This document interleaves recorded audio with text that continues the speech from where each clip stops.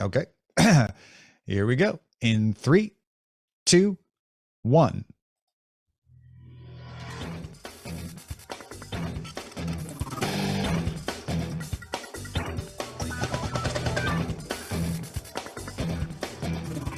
Welcome to Cordkillers Reckoning. The world of entertainment is turned upside down, and we're just trying to find out how to watch what we want, where we want, whenever we want. I'm Tom Merritt. Brian, where's the good stuff? And to be honest, nowadays, I'm more into, like, where is the good stuff? I'm less interested in how to find it or where it is. Just give me the good stuff. Give me the stuff, man. Yeah, man. It's good to be back. It's only been a week, but I missed you. Well, we also got a little bit quirky last week where we you were kind enough to record something a day early because I had, of all things, a marketing we did talk. do a Sunday thing. That's right. Yeah. Because you needed to go teach people the way. Tom, did you know that people will pay you money, like maybe as much as your full appearance fee, and you don't even have to do magic? You could just talk. That's what Jesus did. Okay, hold on. Let me take a note. Because it was awesome. It was really, really awesome. And that's cool. No, all kidding aside, that's great. In the after talk, I'll give more details, but it's very intimidating to pretend to be an expert in anything. As anybody who has watched this show for 15 years knows, but it meant a lot to me. Thank you very much for that. That's awesome. All right, folks, let's begin with a supply run. Future events such as these will affect you in the future. So there's a pretty interesting article up on The Verge called "Streaming Fatigue is Making DVDs Look Like the Better Option." This is by a writer named Emma Roth. There's also a companion piece called "The Case for 4K Blu-ray in a World of Streaming." This is from venerable writer from The Verge, John Porter.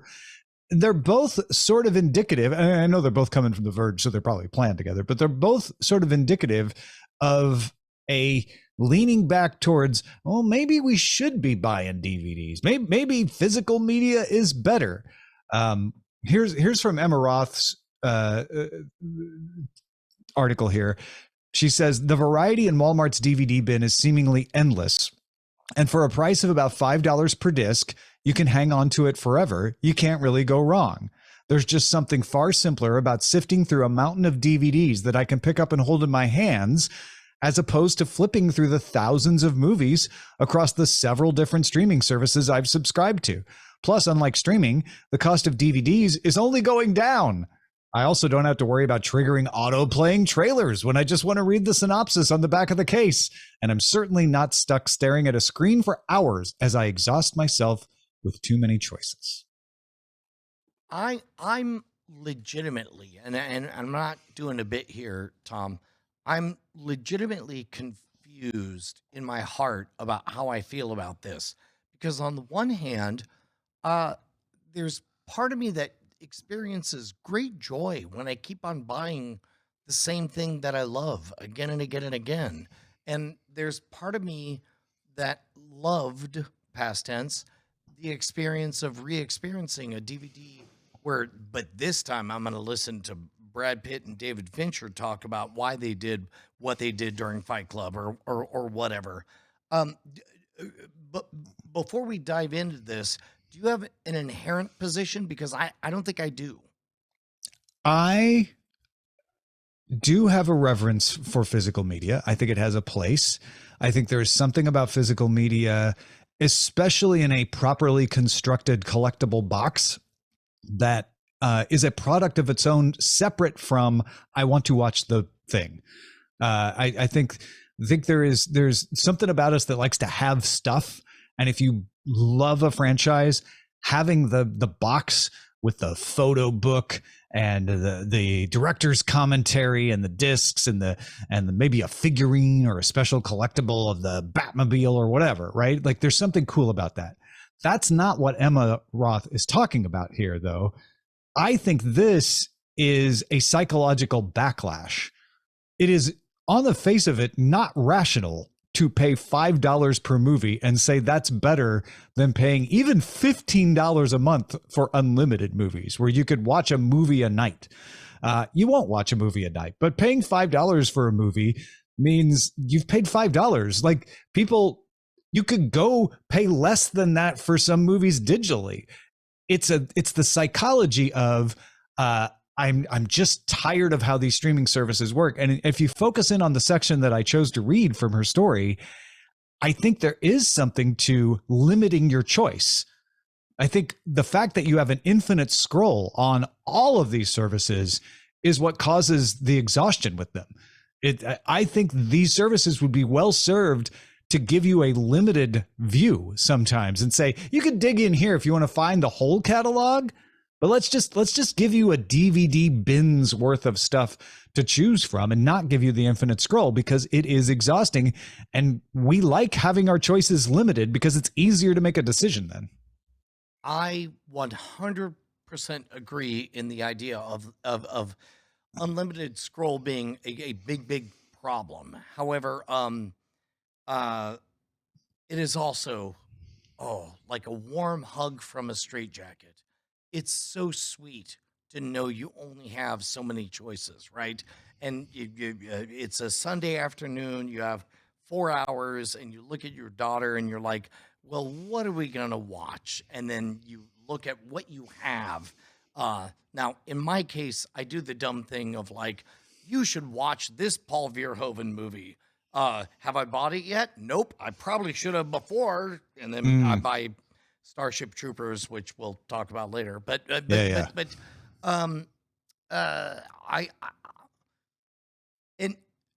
the articles, they explain the difference between the vinyl phenomenon. Now vinyl is a unique story because, as our fine fellows over at Radiolab put it, sound is touch at a distance. Like vocal cords vibrate, the air changes, it gets moved onto a piece of, petroleum substrate, and then you hold it, and then it becomes the same sound that physically titillates your cilia, and then you experience it. In a world of digital, that's not the same story we're playing, right? I mean, we're not buying into that poetry. We just, for some reason, like the limited options that we have. Question mark? Well, I think in the world of digital, it's the endless options that are what we have. And what we like is the ability to do anything. So it takes some of the romance out of it. Like that sound is touch as a distance is a quote I love. And it is possible with digital media. You can have warm sounds, and you're still having sound when you're doing digital media, right? But the romance of, taking a record out of the sleeve, or even taking a Blu-ray out of the case, and touching it and seeing the pictures goes away, and it becomes more immediate. It becomes more utilitarian. Like, I just want to watch this thing. Where is it? Give it to me. Great. Press play. Okay, I'm watching it. So let me tell you a story that I don't think I'm talking out of school, but we're now 4 or 5 years into having HQ here. And there's, we made friends with our neighbors, and I went and did poker night, and my neighbor, who runs a business, I won't say what, but he built a tower, and as you know, Tom, on my bucket list has been to build a tower, right? You're a Dark Tower fan through and through, yeah. Yes, but he brought up, he was like, yeah, no, I needed to store all of my VHS tapes, and I'm like, I'm sorry, what? And he was like, oh yeah, no, I mean, I don't know if you know this, but all of the Blockbusters have gone out of business, and so I bought all of them. And I was like, so you're the one who bought all of the VHS tapes, and he completes my sentence by saying, built a 4-story tower to house them. And then, and That's I was amazing. and I was like, so exactly why? And before I could finish the sentence, he said, I have Turkish Superman. And I knew instantly what he was talking about. He started to explain it, and I'm like, keep going. He says, fast forward. I have the Barbie documentary of oh goodness, who was the singer that did Why Do Birds Suddenly Appear?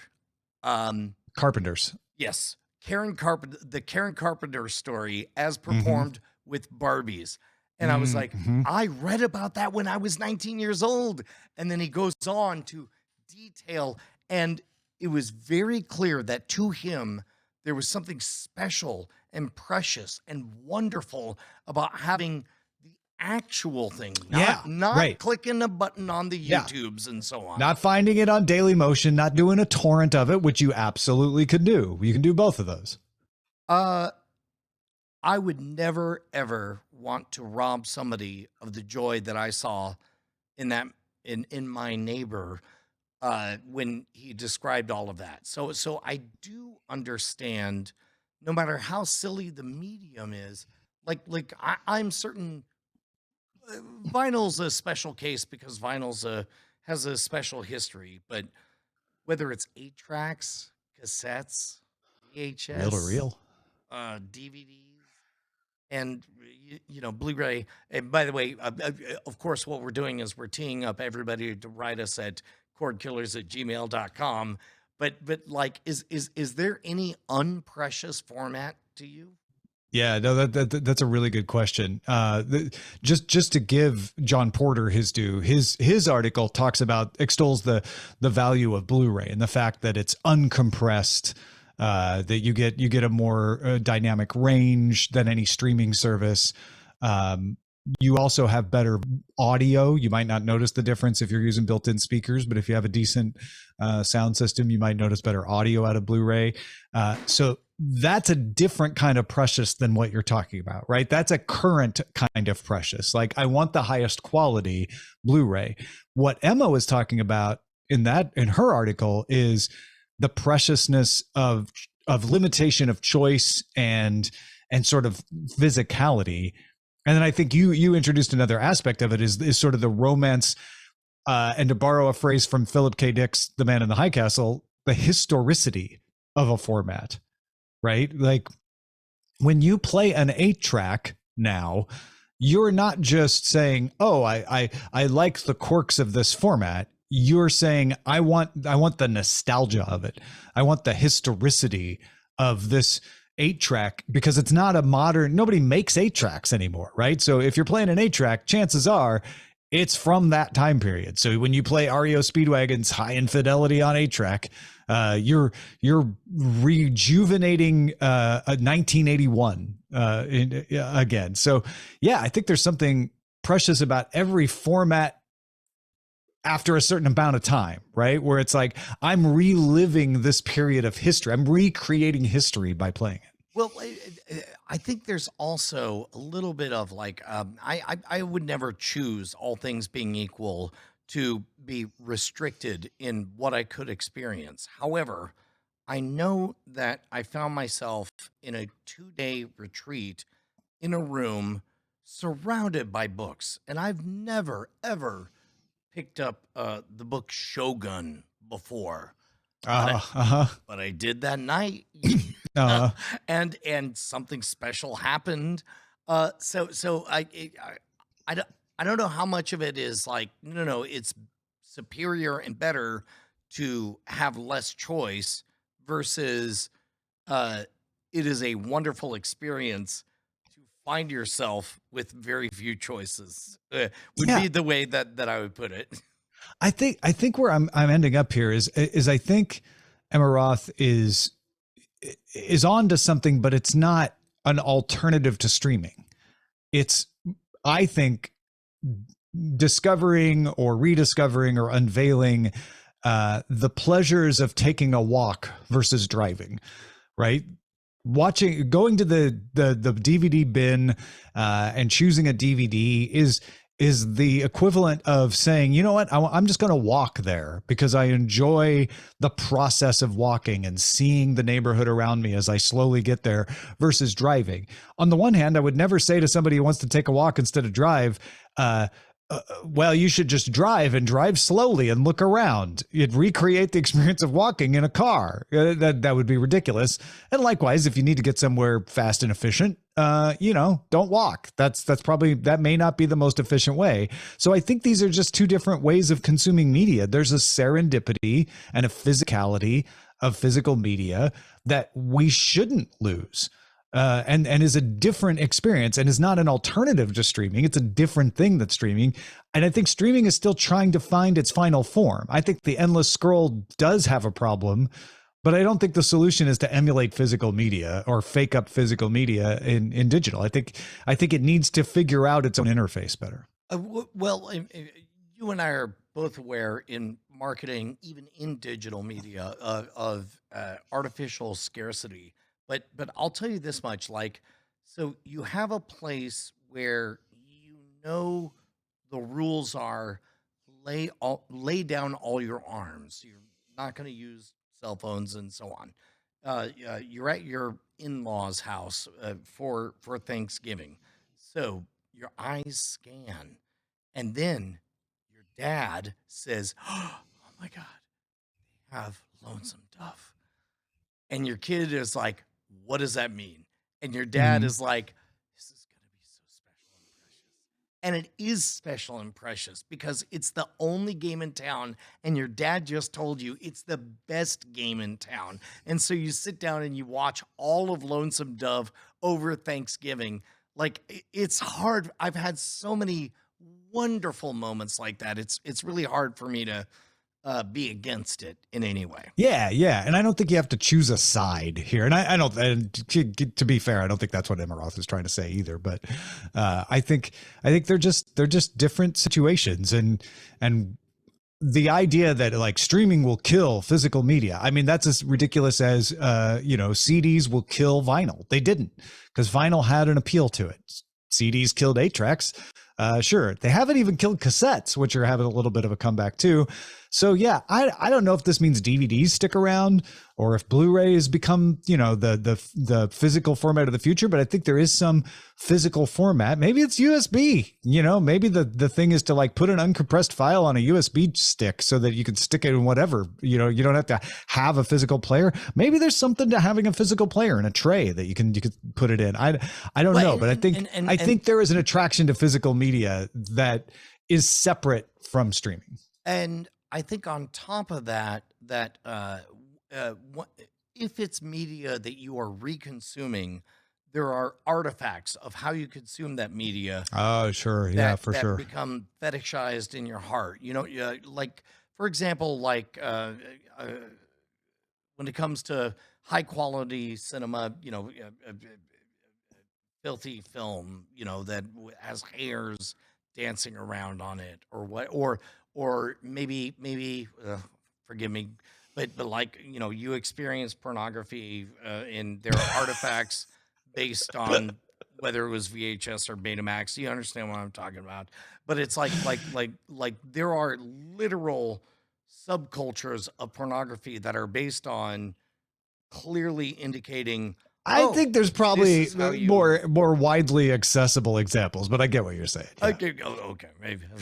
Yes. No, I too have never seen pornography, Tom. I'm just saying the audience is probably is going to start thinking about other things when you bring up that example than that get in the way of understanding your message. What I mean is that there are times we see incredible stories that have a powerful impact on us, and the artifacts surrounding that tend to become part of the story for us. Yeah, and so absolutely. We are excited about the physical media that goes with it. Yeah. On the other end of this, just to bring us back around, I do think streaming needs to figure out some kind of combat for selection fatigue. Maybe it's just, how you have the carousel that gives you a few things at the top that they want to promote. maybe you just need that. Or maybe you need that plus a row of we think you'd like that's really good now that we have, machine learning and large language models that are better at this stuff. Use those and say, you know what, here are 6 titles we're pretty sure you're going to like today. And then there should always be a way, like, want to find more? Click here and you can go delve into the whole library. And I think the interface for walking through the library could be better so that it feels more like I'm strolling through and can have that serendipity. And there should always be search if you know exactly what you're looking for that you can get right to it. But this idea, I mean, I think the Netflix interface is the worst ever. And that's why people complain about like scrolling through Netflix for hours without deciding, is because it just never ends. It's got an endless number of categories. Each category seems to have an endless number of selections. And so there's always one more to look at. You can never get to the end of the things you're considering. And I think they need to change that. I wonder if there's a place for, and this is rampant Brian speculation mode, I wonder if there's a place for, you are here. These are the 6 movies available. Would you like to pick one, or go left by whatever definition, or go right by whatever definition? Like you're going down the aisles, essentially, exactly. of a video store. Yeah, exactly. Like, and then it's like, now you only have 6 things to look at. Would you like to just pick one, or do you want to go left or browsing. Right? Yes, exactly. Yeah. No, I like that. It's the same sort of thing where it's like you get to make a decision without the endless scroll, right? Well, I guess technically you're making endless decisions, but it doesn't feel that way, which is the right. And you might parts. actually make a decision on one of those sets of 6 and go, yeah, actually, that's what I want to watch. And then you're good. And you don't feel like, but it's FOMO, right? Oh, I'm missing out.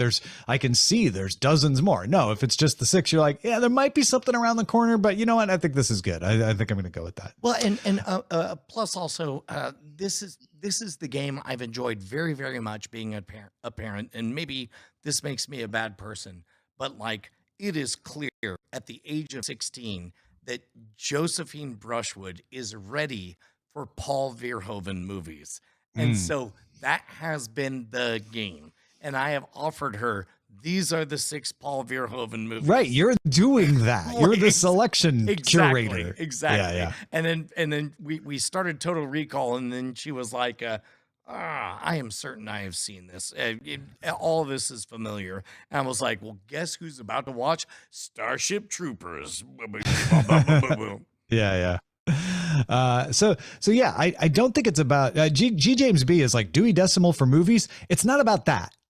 Search is great. Like if you know what you're looking for, you can find things. It's not about organizing it. It's about the psychology of feeling like there's too many things in front of you that I think needs to be fixed. Hey, breaking news, Brian. I just got a message from the California Secretary of State. Oh my God.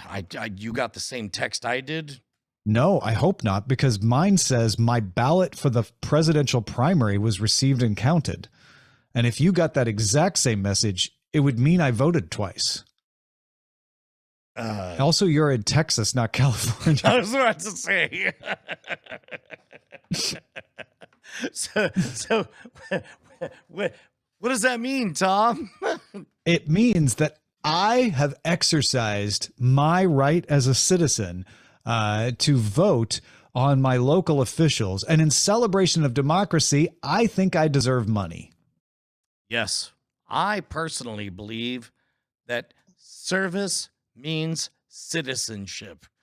You did what it took to be a citizen, and you proved what it took, that you've earned your vote. You put the body politic above your rights as an individual civilian. Sorry, I'm trying to remember all of the movie Starship Troopers. Hey, what say everybody goes to patreon.com/Cordkillers. That's what I'm saying. Okay. You guys keep us loud, live, and independent. You get early access. Ooh, now, most importantly, you are given money to Amos. Amos, jump in to Amos. Amos. Where's Amos? He's busy. He's busy taking notes and making sure everything gets posted on time. Wait. Oh, there he is. Say hello, Amos. Hello. Yes. That's exactly what I'm doing, is taking notes to make sure everything gets posted on time. All right. Well, was that worth $1? Would you like to know more? Head on over to patreon.com/Cordkillers. Keep us loud, live, and independent. Indeed. And support democracy. Time for the search party. Oh, yeah. Apple has ordered 10 episodes of a Neuromancer TV series. It will come from Graham Rowland. You might know him from the AMC series Dark Winds, or possibly Tom Clancy's Jack Ryan on Amazon Prime Video. What do you think, Brian? We're going to get William Gibson's Neuromancer turned into television. Peripheral did great on Amazon. Apple does pretty good with shows. William Gibson is a genius. Neuromancer is old. I think it'll be great. It can be. It should be. Could be. Let me float these ideas, and you could tell me which ones you think hold up to the ages. Neuromancer, definitely prescient, right? Saw the future before it existed. So did Blade Runner. They have created the future in many ways, right? Just by imagining it. Yeah. Correct. Absolutely. Also, Blade Runner, 100%, I think we agree, survives 40 years later, right? It's so good that my kids were like, "Why have you never shown me this movie before, Dad?" And they're angry about it, right? Question, and this is me very gently trying to push back because in general, Brian? I'm bullish on this. Will it age poorly for having already been done? Like, how much of Neuromancer essentially predicted things and now they're done? Like, there's a reason we've not seen a Snow Crash TV show or movie, and it's because Snow Crash accurately predicted what happened 10 years later. Now, meanwhile, I think there are a lot of other Neil Stephenson structures that I think could become movies and TV shows. Where would you place Neuromancer on this spectrum? As Jodie Foster's character on True Detective season 4 says, I think that's the wrong question. The question isn't can, the question is how, or maybe it's a little bit can, but to me, the question should be, can you make Neuromancer relevant today? So can you look at that story and say, well, if we told that story faithfully to the book, it would be dated, right? Can you adapt it not just to television, but to the modern storyteller so that you are showing them why it was prescient? And that's the trick. I didn't watch Dark Winds or Tom Clancy's Jack Ryan, but from what I know about them, Dark Winds is probably the most similar because it's close to, the source material is close to having been published at the same time, but it's not similar in that it wasn't prescient about the future. And I think that is a unique challenge to Snow Crash, like you say, which nobody has wanted to take on that challenge, and Neuromancer. I think it's a tall order. I'm not saying that Graham Rowland isn't up to it, but it's a tall order. So I like the fact that you and I seem to both put both Neuromancer and Snow Crash in essentially the same bucket. Let me pitch you the following. What if you faithfully, and for example, we've spoken about the fact that the Fantastic Four cast finally revealed that it was going to be a period piece that takes place in the 1960s, but would be in the MCU. What if it was in the style of the 1980s or early 1990s when those two books were written, What if it like had the artifacts like we just talked about the VHS artifacts? Yeah. You Uh-huh. know, No, I'm picking up what you're throwing down. what if it the kind felt of like neon fonts and stuff. Yeah. not for comedic effect the way like what was it, Kung Fu Warrior, whatever that one was, but Kung Fury, not for comedic effect, but like sincerely, like this is as sincerely as, let's say, Max Headroom would portray it, and What we got what was the Apple TV series that was doing that? There was like, imagine if the future ended up being what the 50s thought the future would be.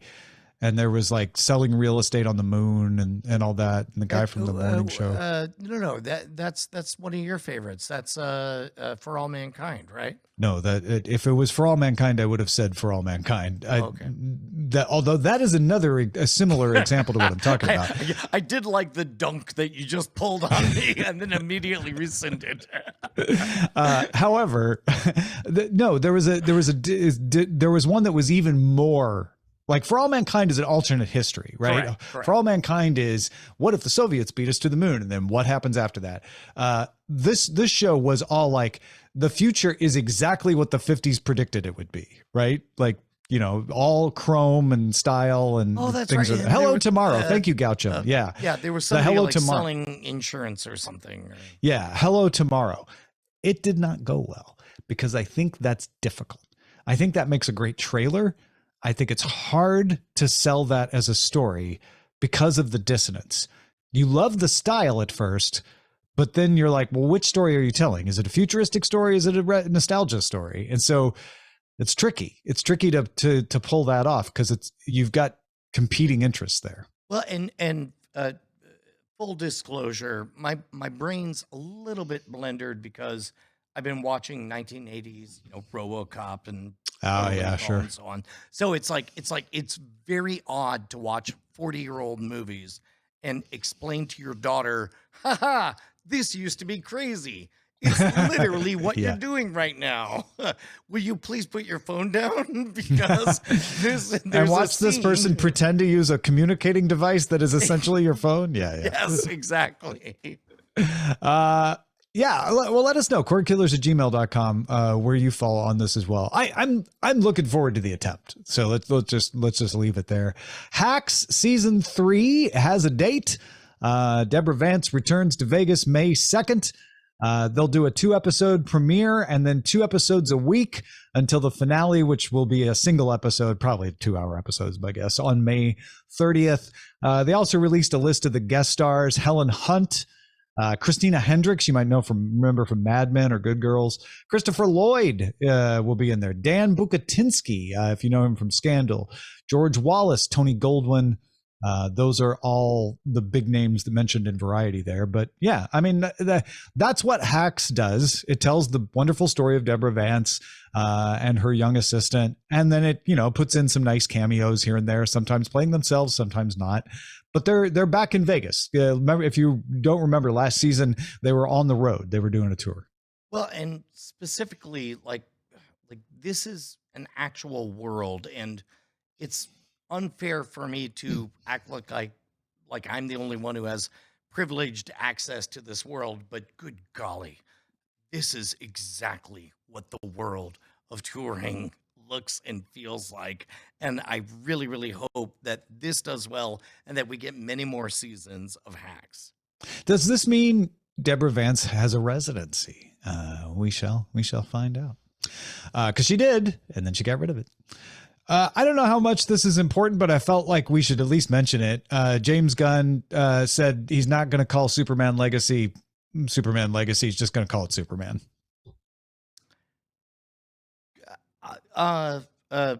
Shortest answer, good.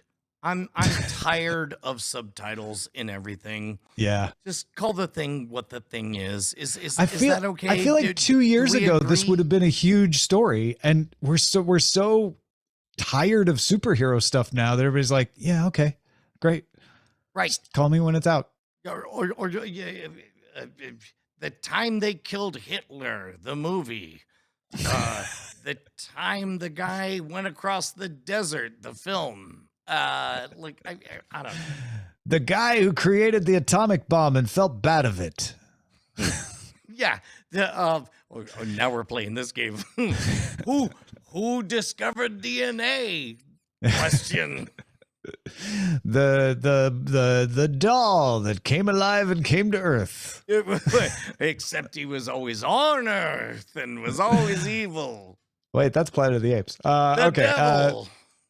The Lord of the Rings, The Rings of Power is already working on season 3. So I guess Amazon is fine with it. That comes as Prime Video preps a premiere later this year for season 2. So no, you didn't miss season 2, but they feel confident enough to start working on season 3. They certainly invested enough that it would justify this decision. Tom, did you finish all of the stuff so far from this franchise? I did. I watched every episode of Lord of the Rings, The Rings of Power, and may I say, Eileen has never slept better. All right, put a pin in that one. but the I like that they're following through. Yes, even though they have not followed through on other things like Philip K. Dick's Nazi one. Man in the High Castle. Yep. I'm pretty sure the title, Tom, was Philip K. Dick's The Nazi One. Nazi one. The Nazi One. Brought to you by Philip K. Dick's. K. What if the Dick. Nazis had won? Yeah. Which is, accurate. That's essentially what the story is. Yeah, I have to admit, I liked the story of Lord of the Rings, The Rings of Power. I did not like all of the characterizations, although I did like some, and I thought it was way too long. It was really you should watch this in the background, I guess, because it dragged, especially in the early episodes. It got a little better towards the end, but I enjoyed the story, and I'm enough of a story nerd that I'm definitely going to watch the next season. To be fair, cordkillers@gmail.com, we have admitted on this show before that there is certain types of programming where the purpose is to be on in the background. Yep. So if I don't want to put this giant $150 million investment in the same category as HGTV's We Cleaned Up a Room, but it sounds like they roughly sit in the same category for Tom. Which region of Middle Earth will they choose? The budget? The makeover version? Yeah. And finally, Eugene Levy is the latest casting announcement for Only Murders in the Building season 4. If you're like, Eugene Levy, who's that guy? Schitt's Creek is probably what he's most famous for. So. Super, super talented. That's one of those headlines where you read it and you think to yourself, or at least I thought to myself, I mean, he wasn't already on it? No, not yet. Seems late. Yeah. All right, let's dig for buried treasure. Brian, what have you been watching? Well, I already mentioned that with my daughter, I'm watching Starship Troopers, and boy, is it fun to see a 16-year-old figure out that a movie is about Nazis and the humans are the bad guys. But not the Man in the High Castle. Yeah, correct. Yeah.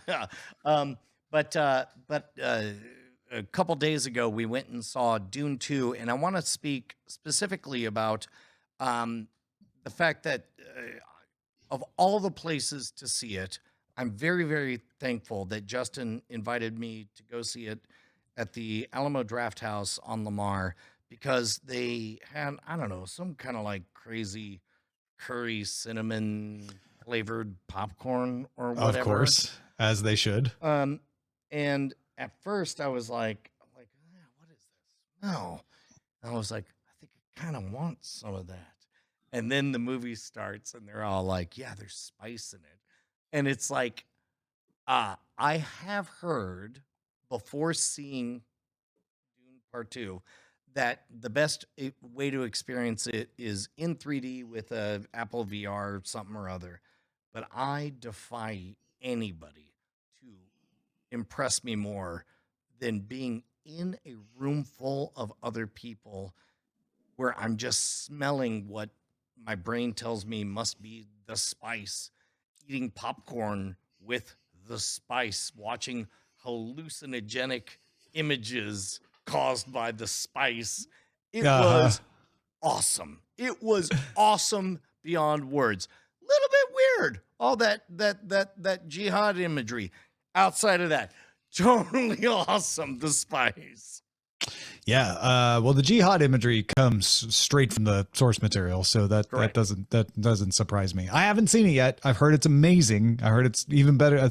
Part 1 was great. Part 2 is even better. So I definitely want to go out and check it out. I want to follow up on a show that I mentioned a couple months ago that I was watching called Twinkling Watermelon. We finished it up, and it is definitely the kind of show that finishes stronger than it starts.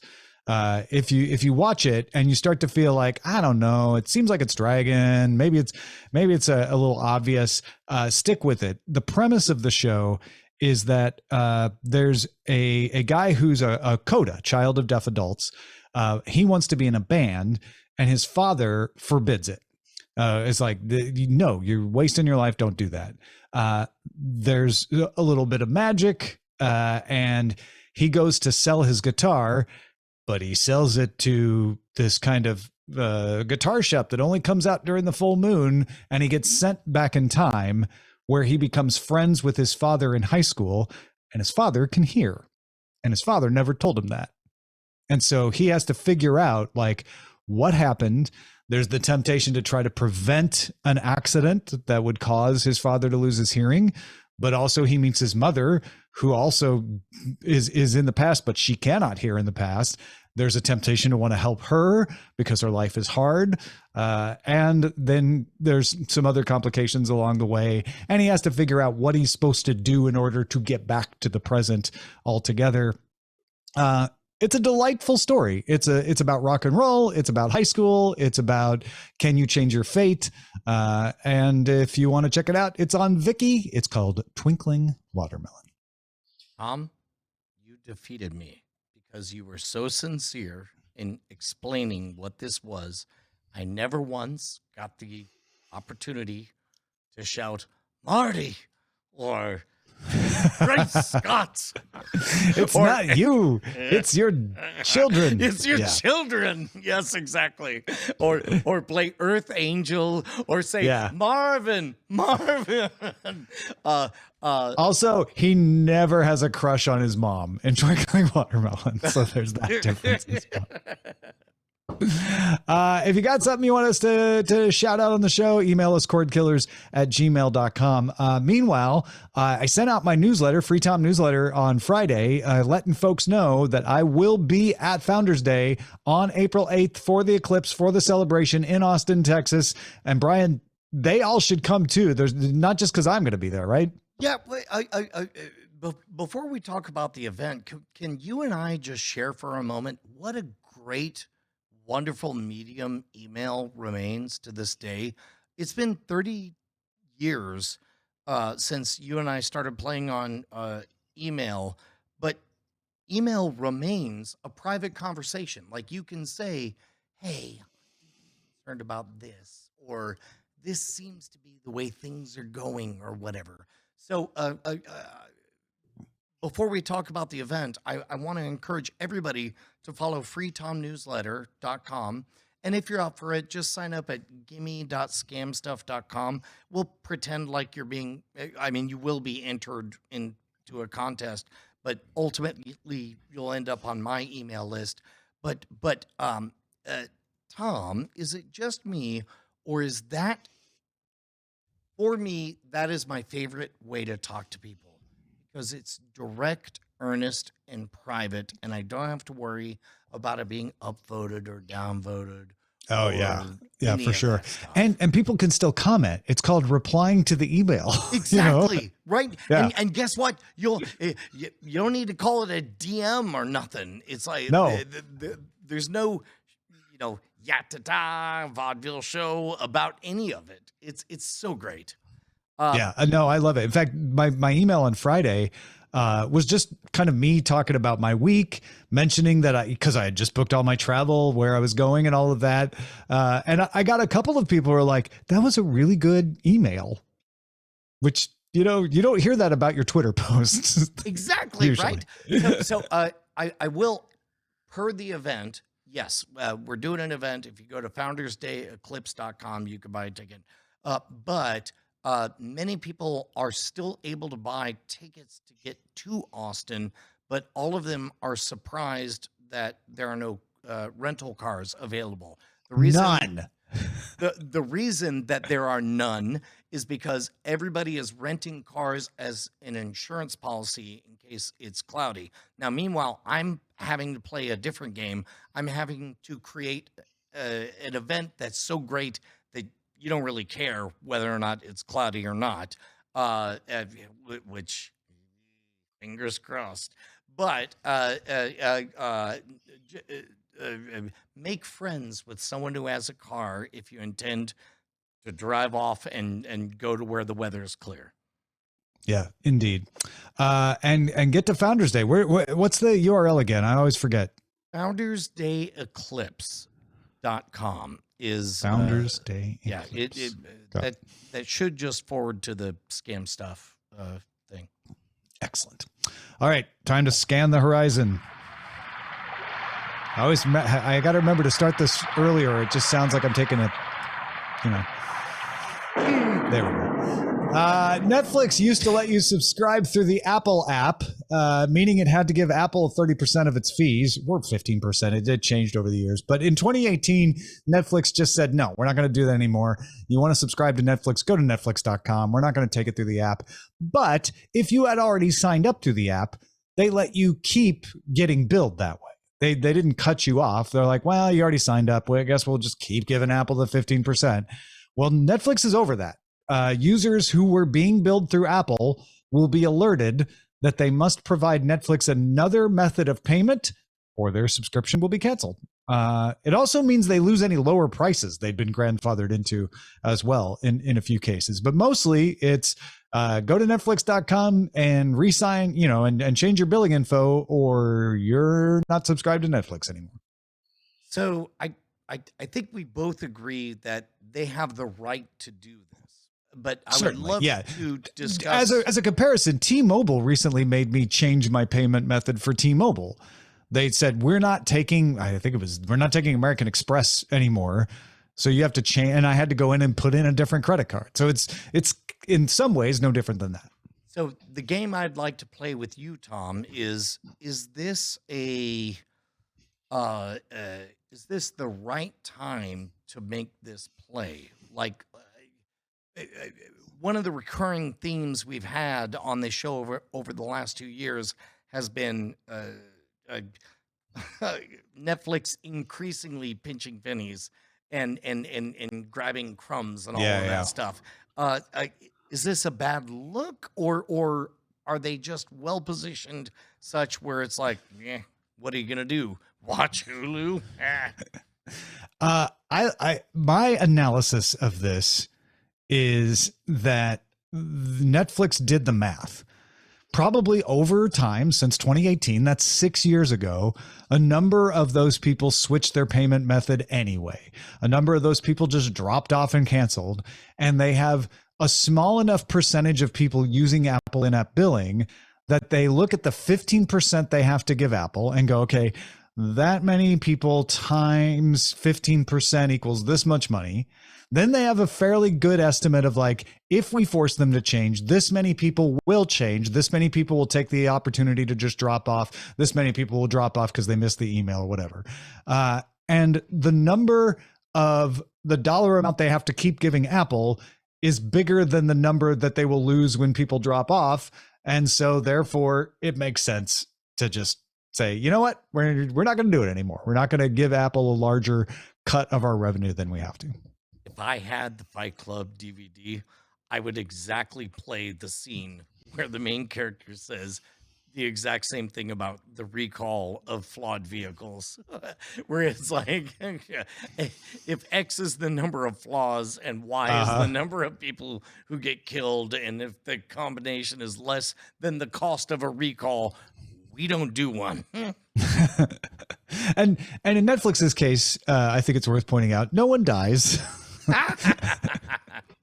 So it's an easier decision to make. But yeah, I think that's what's going on there, and I doubt there's going to be that. Netflix has done things that affect more people and make them complain more. I don't think this is going to be that big of a deal. It's a bigger deal for Apple, which, you know, loses another bit of revenue there. New Tubi logo. Tubi, I feel like Tubi, if you don't know, Tubi is owned by Fox. It's free ad-supported streaming. It's very popular. In fact, it's up there above some of the paid streaming services like Paramount Plus as far as usage goes. And they rebranded. It's now purple background, which Tubi calls Turple because it's a Tubi purple, with the brand name emblazoned in yellow, which is apparently called Hello Yellow. And I am told, well, actually, I'm not told, VP of Design Simone Magurno told Variety it represents the thrill of discovery. And they also added Sonic branding. So just like Netflix has the Tudum, Tubi now has a chorus of ethereal voices singing the name Tubi. Talked about this, but I'm going to actually search Roku logo. I guess maybe it's not as close as I thought, but it's a darker purple and it's a white text, or sometimes it's purple text on a white background. Yeah. It certainly is close enough for me to think that's an odd choice. The yellow does set it off, but the purple's fairly close. It's a different purple, but it's still darkish. Yeah, but well, I don't know. After talk, we'll get into the weeds. Why don't you want to get? This is your moment to shine. This is marketing. This is what you love. Okay. So, in general, what you want to do is you want to convey what category you're in with one color or one font style, and in general, you want to convey who you're not with the other one, right? So when I think of Roku, I think of that little tag on the side. Yeah. That means Roku, right? And so if I flash this just really fast, just really fast, could you have confused that for Roku? Possibly. The yellow helps, but possibly, yeah. Right. Sure. So if you're throwing in the yellow, like how many other competitors are you fighting off by being a different color on that? Is what I don't know. Yeah. Amazon has issued an update to Fire TV streaming devices and televisions that has broken the apps that people have installed that let you bypass the home screen. So some folks have run their own third-party home screens, and those third-party home screens take advantage of the fact that there was an API that let them, for you, it looked like you were clicking on an app, but what the alternate home screen was doing was calling this API and dropping you directly into an app without having to go through the home screen. The update to Fire OS broke that, so the alternate home screens don't work. It's the age-old story, Brian. How much of this was Amazon not liking people using alternate home screens because then they can't show you paid suggestions? And how much of this was just them changing the OS and not caring about whether it broke alternate home screens? Well, let me propose a scenario in which your cousin comes over and says, "Oh, what? You have a broken Fire thingy? Let me fix it. This one gets you all of my movies from my server on Plex." And then you're like, well, this is great. And then maybe they fix it with an aesthetic upgrade like this. Yeah, okay. You're saying you can fix the fix on your own. Don't even worry about it. BBC Studios has paid the equivalent of $322 million to acquire ITV's share of BritBox International. There's a little bit of a thorny story in some ways because there's BritBox in the UK, that works differently and has a different selection than BritBox International. BritBox International has a lot of BBC stuff, but not all of BBC stuff, and also has a lot of ITV stuff, but not all of ITV stuff. It is, however, the biggest ever single transaction for BBC's commercial wing, and it gives BBC's commercial wing full control and therefore full revenue of what is a niche but fairly popular streaming service. Well, I feel like this one's big enough. We may need a follow up on, but like ITV is not going to own, or sorry, BBC is not going to own ITV's IP. No, definitely not. Right. This is like I don't know if but it's just like Hulu. This is exactly what Disney just did, where they bought out Comcast. Or Hulu with FX or whatever. It's like we now have the rights to all of this type of it was programming. When I say it's like did Comcast owned part of Hulu, right? And in fact, Hulu used to be joint owned by multiple places. When Disney bought Fox, it then bought out everyone but Comcast shares. And then, as we know, this past year, it bought out Comcast share, and now it owns Hulu. BritBox was the same way. It was a joint venture. It was like Hulu for British TV, but only international. And BBC has now done what Disney did, which is like, say, you know what, we're just going to take the whole thing ourselves. Well, then let's speculate about if they paid, I don't know, $250 million, give or take, to acquire the rights to stream that content. That seems like a very strong vote of confidence for BritBox. I mean, I think what it is the BBC is feeling pressure to make money outside of government funding. That's not it. It seems it is definitely receiving pressure to make money outside of government funding, spends money. Some of the restrictions on it to do so have been loosened to the point that it's able to justify, yes, we can spend $322 million or 255 million pounds to be exact, to buy out ITV and run an international streaming business. Similar to them licensing the BBC America channel to AMC if they had bought the BBC America channel back from AMC and run it themselves. They're just doing it with streaming. So would I be right in interpreting this as a play to spend money now so that you could become Coca-Cola or NBC or whatever the dominant player is? I don't think they're because that would mean they're trying to compete with Netflix, and I don't think they are. I think this is them saying we want to keep all the money from what is a very successful niche experience. And I put BritBox alongside Crunchyroll, right? There's a dedicated fan base for British television. That's interesting. And we want to profit from it. So maybe the takeaway is that that's a bigger market than you and I here in America would have thought before. I would have thought it was a decent market, but obviously BBC thinks it's a profitable market, right? Or they wouldn't do this. And now they will have to pay ITV licensing, but they can keep ITV stuff on here. And they can try to acquire other stuff, just the way Netflix, acquires Disney shows still and puts them on Netflix. So it's not like it cuts down what can be on the platform. It just means that only the BBC is making the calls, and they're going to have to negotiate with anybody that's not them. So what this really is a story about how little Brian understood the value of BritBox was. Interestingly enough, the best stuff from British television isn't on BritBox now. Like Doctor Who's on Disney Plus. So it's even more interesting and intriguing that it's worth that much money too. Speaking of money, Taylor Swift and Beyonce were given credit for driving almost all of the revenue growth for AMC theaters in Q4. The CEO said, revenue growth attributable to our having shown these two movies in our theaters. I don't want to talk out of school, but somebody I work with makes pretty good money by being a regular, like on mic MC for trivia stuff at a movie theater.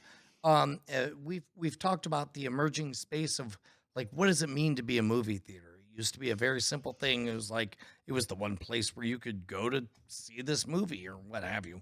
But then there were events, and then there were concerts that were being presented on in movie theaters.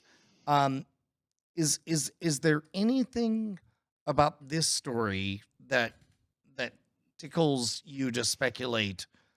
He says, trying to tickle you to speculate about the future of movie theaters. I mean, nothing different than what we've talked about before, which is, you know, they're loosening up and they're realizing that the Hollywood pictures aren't the only pictures that are going to bring them money. And so it is a little bit of Schadenfreude to watch, you know, the CEO of a theater chain that was holding the line on the 90-day window for years go like, on the other hand, maybe we should show concert footage because that seems to bring people in. It's good news. I think it's good news. It means that lesson is being learned and they're finding alternative ways to keep theaters open, because I do like a theater and I want them to continue. Yeah. We'll talk in after talk about. Nah, stop saying that. We don't have time. We got 16 topics for after talk now. It just means people should really go to Cordkillers. We won't have time. All right, I'm joking. Warner Brothers Discovery is no longer pursuing a merger with Paramount Global, which to my way of thinking means we have moved on to stage 2 of the inevitable thing that I have been pointing to all year, which is once the Hulu ownership was figured out, once we get to May and the restrictions on what AT&T can do with its shares of Warner Brothers Discovery are done, the starter gun goes off and we're going to see who buys who. An inevitable part of that would be the smaller companies that are probably going to get acquired talking to each other to be like, should we just team up ourselves? Does that make sense? And at the very least, we can find out what each of us thinks we're worth so that when we go to the big guys, we can go, well, even Paramount was going to pay us this much. Come on. Like, what do you got? So yeah, this is to me not like, oh, I guess Warner Brothers Discovery is no longer going to pursue a merger. It's Paramount Global and Warner Brothers Discovery are now on the chopping block. Who wants them? They're up for sale. Yeah. I have thoughts, but they're probably wrong, and I'm probably not supposed to say them. No, we should do them in after talk. Yes. No, what are your thoughts? What are you talking about? That's why we're here. Well, no, I mean, like legally, I think I'm not supposed to. Oh, I see. Yes. Never mind. We'll do them in after talk.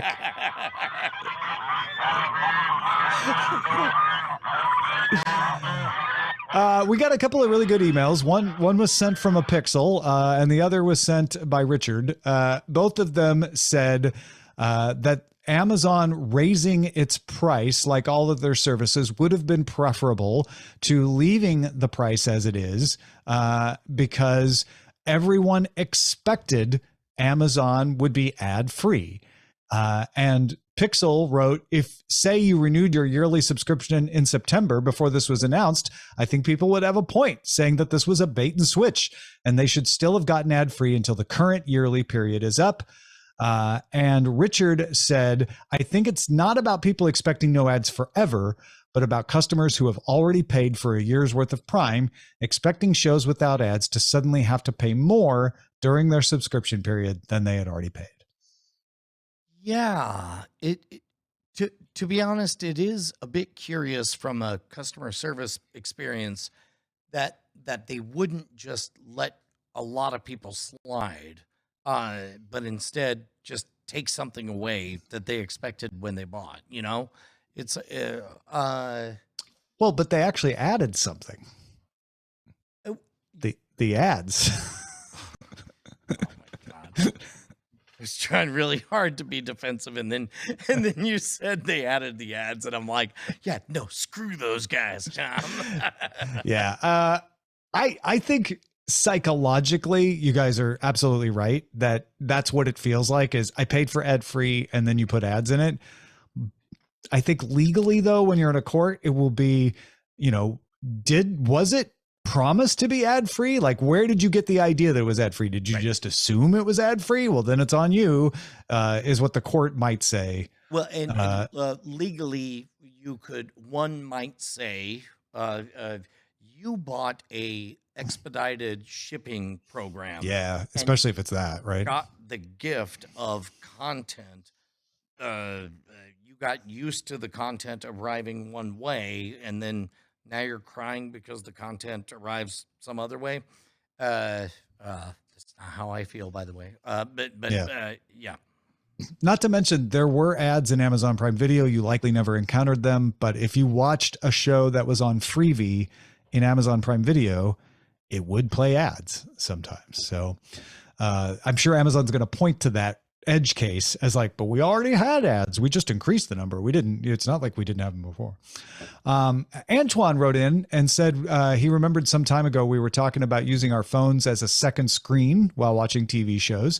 I wanted to point out mychathouse.com, where you can chat with other folks while watching your favorite TV shows. If a TV show chat room is not available, you can create it yourself and hope other folks show up and start chatting about the show with you. So I thought that was pretty cool. Go check it out, mychathouse.com. Oh my God. I'm literally afraid to open it live on the stream. Yeah, maybe you should be. I have no idea.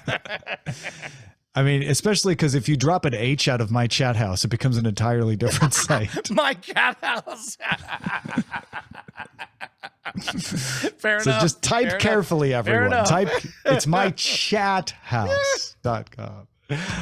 And finally, we've talked about calling our practice of doing first, best, worst, last in Spoilerin time, first, upper, lower, last, or full, like getting the full experience.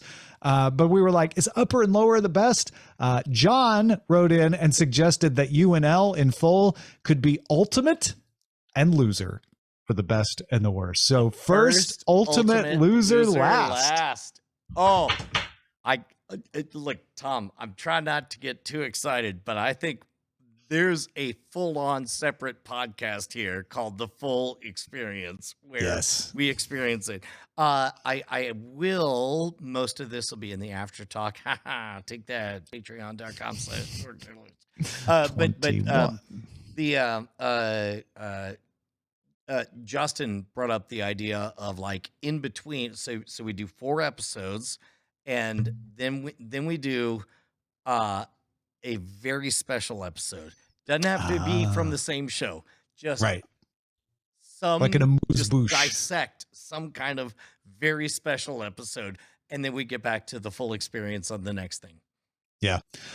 Check out After Talk, patreon.com/Cordkillers. Our website is cordkillers.com. Our email address is cordkillers@gmail.com. We are live at twitch.tv/Night Attack Mondays at 7 p.m. Eastern, 4 p.m. Pacific. And I reckon we'll talk to you next time.